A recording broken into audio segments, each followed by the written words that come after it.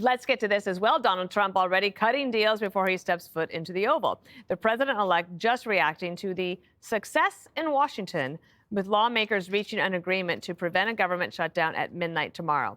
They will be voting on that bill in the next hour. Trump pushing for the changes with an assist from DOGE to torpedo the previously pork-filled spending bill, cutting the behemoth from 1,500 pages to just 116 pages, which is about half of Jesse's book, Get It Together, still available in stores wherever books are sold.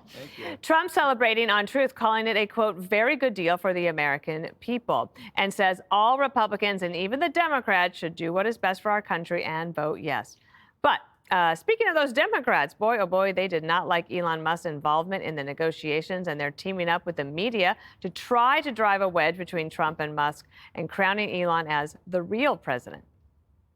Welcome to the Elon Musk presidency. It's Speaker Musk right now. I think Elon Musk believes he's president. I do. Well, you've been calling him vice president. I've called him vice president. I called him president because I don't know what JD is doing. He's the head dude in charge. Unelected president. An unelected oligarch governing by tweet. President Elon Musk will be exerting more influence over the House Republican Conference than any president in the White House would. Some Republicans and former Republicans referring to Donald Trump right now as Vice President Trump. That is not going to sit well. Eventually, they're going to have to get together and decide who the president is. But plot twist, chants of hell no are coming from Democrats' closed-door caucus meetings, which does not portend well for the fate of the new continuing resolution. Let me go to you, Charlie, because this is one of those things where you had a massive blow-up, but by the time you get to the 5, it's all solved. Yeah. And, and obviously, I think that the chances of Democrats helping out Republicans to get this done is not going to happen. But, all this complaining about Elon Musk taking too much a heavy hand in this, he was not leading the president around. He was talking about the things that regular voters who elected Donald Trump were concerned about, which is taking a spending bill like this that should have been 30 pages and wound up being 1,500 pages, and then they cut it back to 100 pages, which is still far too long. It's really not that difficult. I think it's really funny. Obviously, the Democrats are trying to play these games. They're always playing with the mind games, trying to sort of bait Trump into getting upset and saying, oh, no, he doesn't speak for me, or I'm the president, or whatever. Everybody knows Donald Trump is the president. This is ridiculous. Anybody who spent any time with Trump knows that Trump is always in charge. I think what it reveals, the fact that he does have people like Elon Musk around, he's very comfortable having very strong-willed, strong-minded people who are very smart around him. And I think Trump also recognizes that you can, the idea of giving Democrats control right now, when all you have to do is wait until the next Congress and Republicans have far more control to get their priorities done with keeping the government open, is a very smart strategic play. Jesse, do you think your investigation last night on primetime led to saving? Yeah, I'm not going to take all the credit, just half.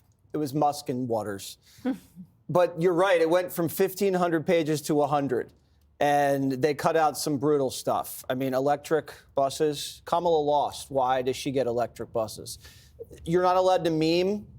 You get thrown in prison for memeing. If I do a sexy image of AOC or Liz Warren, if she's my type, they can put me in jail, Dana. That was in the bill. They put stuff in there. They have molasses inspectors.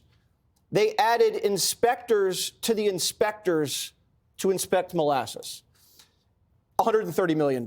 So all of this stuff was garbage, and they do this every year. Every year, right before Christmas, they dump this huge bill on us, and then someone reads it, and they said, oh, my God, this is ridiculous. They say, oh, how do we do it? We're just going to shut everything down, but we're going to not do it again next time. And they do the same thing every time. So Johnson, I don't know why he did this. He said he was going to stop it. He said he was going to do things differently. He wasn't McCarthy. It's the same thing. But he saved his hide if they can pull this thing off. And Musk came out a winner. Trump came out a winner. The taxpayers came out a winner.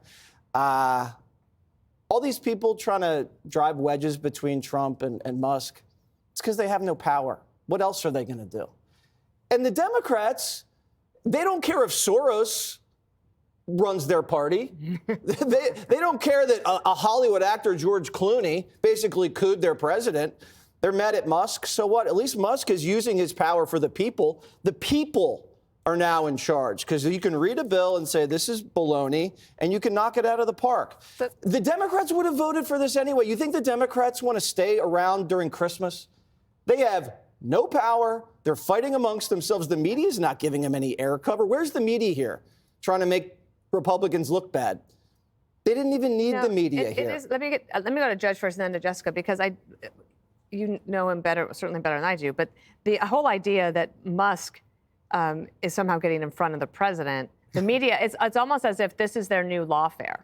This is their new belief that we can bring Trump down by all of these lawsuits and like burying him and all of that. And now it's almost as if they think, well, maybe our path back to power is by suggesting that Trump's not really the president. Yeah.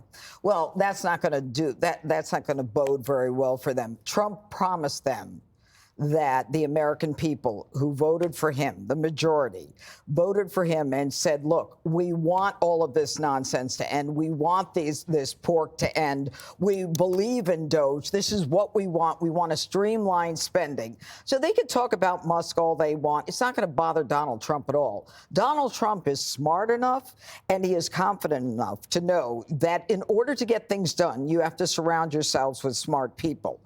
And this is where the rubber hits the road.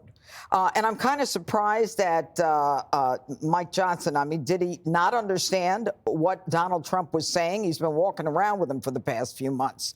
The deal collapsed because the deal was not what Donald Trump promised the American people. And whether it's molasses or the Global Engagement Center, which is the State Department's office dedicated to censorship, I mean, that's when they shut us down with censorship. Donald Trump is not going to support this. And, you know, Jesse's right. You can't say 1,547 pages. Let's get it done so we can all go home. Those days are over. Those days are over. Now the government has to represent the people. We want to take care of the farmers. We want to take care of the people who suffered from the hurricane. We want to be able to raise the ceiling and not shut the government down. But at the same time, people have to recognize there's a new sheriff in town, that we're not going to do things the way we did it before. And, you know, in the end, if you voted for Trump, this is what you voted for. And maybe in the end, Jessica, Democrats might be just glad that this came to a resolution so that they can go home and just like catch their breath and come back with a better, you know, attitude in the new year.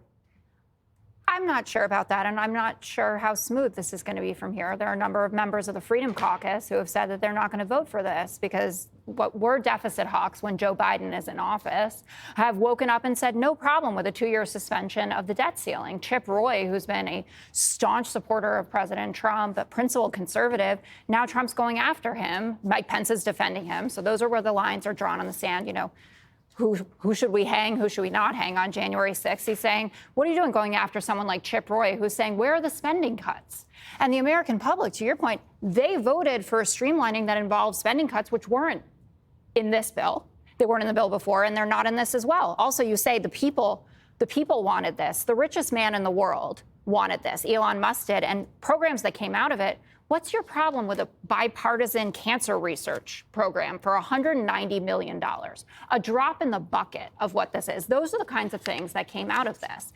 And the reason that people are saying that Trump is the unelected president, not only because of the hundreds of millions of dollars that he paid to get Donald Trump elected, is that Donald Trump wasn't kicking up a fuss about the bill before Elon Musk got a bee in his bonnet. He wasn't saying anything. And then Musk gets mad and floats things about bioweapons labs and the stadium, the DC stadium thing, which he got completely wrong.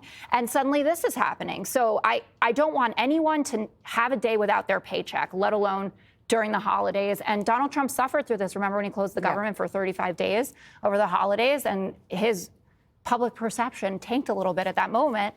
And obviously we don't want that. But Democrats, why should we help out with this? Don't you want to go to Christmas vacation? Well, why don't you call up Chip Roy? Invite him on your Chip show. Roy. I'm not calling him. Why? I don't need to call him. Call They're Ralph gonna vote. Norman. They're going to get home. Things over, Jessica. Andy Ogles? I don't even know who that is. They're Congress people. Click here to subscribe to the Fox News YouTube page to catch our hottest interviews and most compelling analysis. You won't get it anywhere else.